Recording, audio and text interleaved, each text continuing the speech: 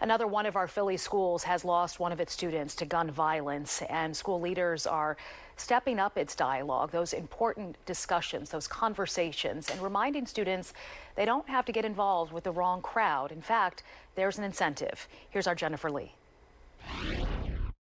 All week, students have been mourning the loss of Salah Fleming. You can see his picture and flowers have been left behind where he used to sit. Police say that he was shot and killed last Friday.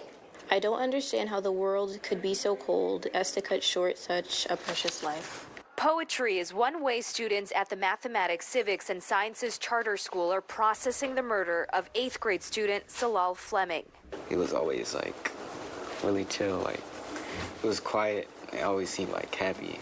It hit especially close to home because this was actually a person who I sat next to in social studies and who I sometimes would help out with his work. So it felt very odd to just, process thoughts I'm going to go to school and I'm not going to see him anymore.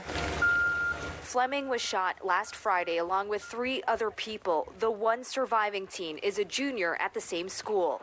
As an added safety measure, CEO Veronica Joyner says teachers are now identifying students as they walk in to security. We have a crisis in the city. I don't know if people are calling it what it is, but we have a severe crisis.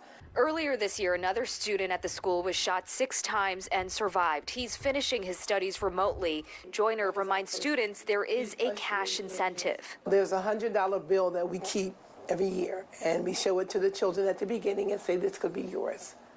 All you need to do is give me information. If you see a gun, a knife, if you hear of someone talking about fighting someone. The School District of Philadelphia says 117 students have been victims of violence and 26 of them have died.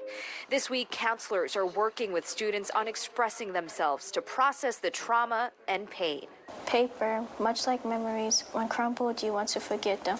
But no matter how hard you try, you never can. To help us to understand who he was, for them to speak about just his character and what they remembered about him, those positive stories and positive interactions. During this time of grieving, the school community is hopeful they won't hear of another tragedy involving one of their students before the last day of school, and that's on June 13th. Jennifer Lee, Fox 29 News.